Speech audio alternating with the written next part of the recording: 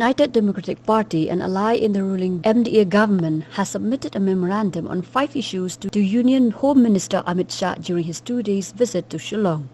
It was handed over to Shah by the UDP Minister in charge of Home Police, Lakman Rumboy, at Convention Hall, Pinewood, Shillong. The memorandum made a special reference to the celebration of 50 years of statehood on 21st January 2022 and the goal to resolve all existing issues and challenges before the commencement of the next 50 years and 75 years of India's independence. The memorandum also drew attention to the decisions conveyed earlier to the Government of India and the need to address these decisions at the earliest.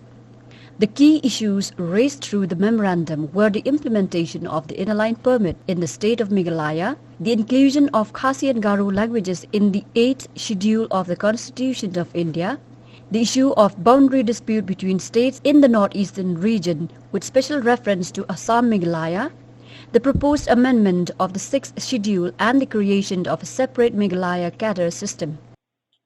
Sir, can you tell us about the memorandum that you submitted to the Honorable Home Minister, right, Home Minister. Yes, sir. Yes. When we came to know that the Honorable Union Home Minister is going to come to Shillong, so we as a party, we sat, party leaders, we sat and we deliberated at length on the various issues that has plagued the state for so many years, right? Okay, sir. And after the deliberation, we submitted a memorandum on 5 issues. Number 1 is on the implementation of the inner line permit. Number 2 is on the inclusion of the Khasi and Garo language in the 8th schedule. Number 3 is on the boundary dispute. Number 4 is regarding the amendment of the 6th schedule. And number 5 is on the joint cadre. So those are the 5 important issues which we feel as a party and as a state. We feel that we need to raise this issue, and we want the government of India to address the issues that has been raised by the party and by the people of the state. Because this has been lingering for such a long time. And after we came to know, especially when it comes to the boundary issue, that the government of India is really concerned to resolve this issue once and for all. So we thought that it will be a good opportunity, for the people of the state, leaders of the state to interact, with the Union Home Minister, so that we can resolve this boundary issue once and for all, which has been lingering, for the last 48 years. So, that is number 1. And number 2 is regarding the issue of the inner line permits. Now, what I would like to reiterate here is that, see, this, when we talk about the issue of illegal immigration, and influx in the state of Meghalaya, right? This has been the concern of the people of the state for decades altogether. And interestingly, the 60-member house of the Meghalaya Legislative Assembly, all the 60 MLAs of the Meghalaya Legislative Assembly, irrespective of party affiliation, all the parties, be it the ruling party or the opposition, even the Congress also, with a common voice, have adopted this resolution in the Assembly. So which means that the 60 public representatives have spoken on behalf of the people of the state of Meghalaya for the implementation of the inner line permit in the state of Meghalaya, right?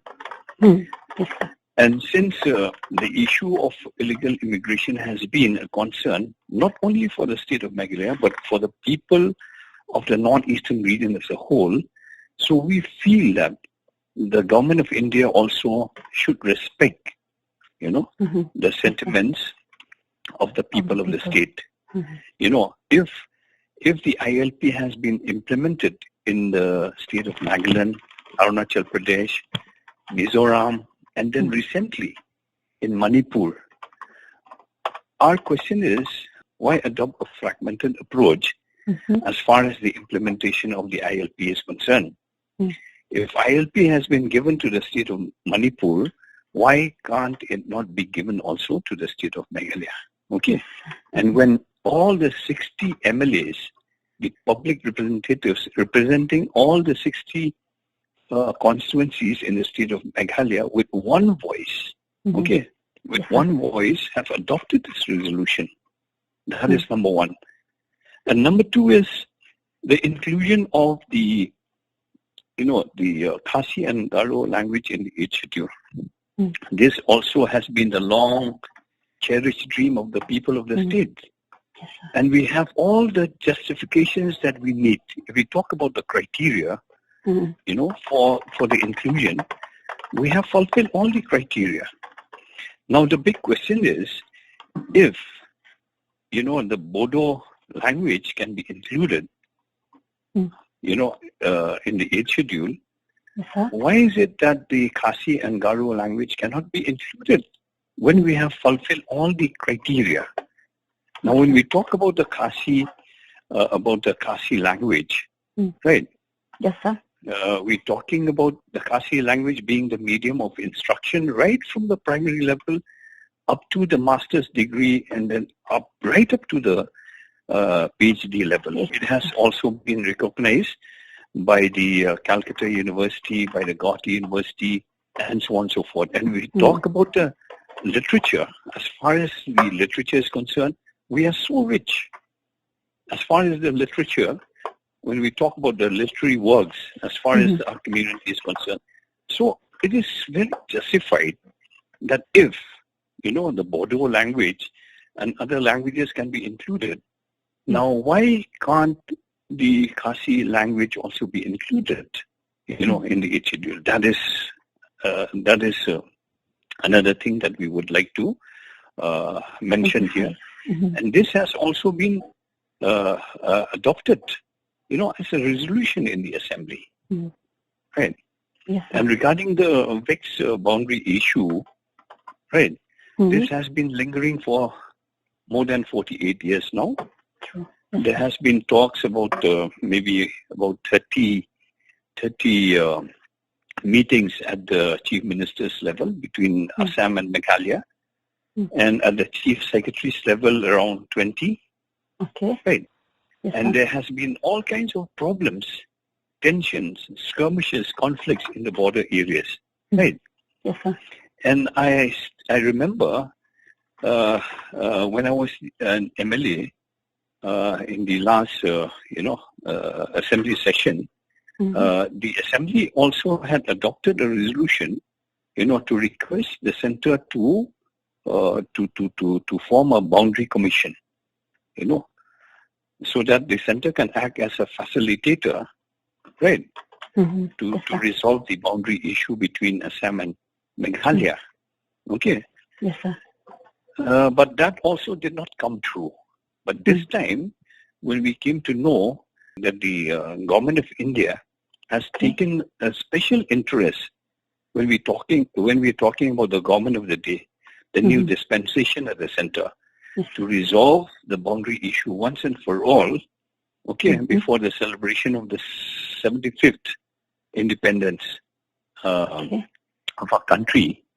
So we thought, let us capitalize from this. Let us capitalize. Let us come together. Let us resolve this pending issue once and for all. Let us come to an understanding, right? Yes, and try to resolve this on a mutual, mutual understanding, mutual respect, based on proper justifications. Okay. So that is what we wanted. So this is number 3, and number 4 is the amendment of the 6th schedule. Okay. And as you're aware, if we talk about the amendment of the 6th schedule, the state and the leaders from the respective district councils have proposed or have given their their points for considerations as far as the amendment of the 6th schedule is concerned. Right. Okay. Yes, sir. When the Parliamentary Standing Committee came to the state of Meghalaya, representations were made to the Parliamentary Standing Committee to incorporate some of the important points as far as the district councils is concerned. Right. So we feel that the sentiments voiced by the leaders of the people of the state also has to be respected. True. But yes, I don't really know what exactly, when I came to know that the observation of the Parliamentary Standing Committee is not as per the expectations as given, by the suggestions of the leaders of the state and the district council.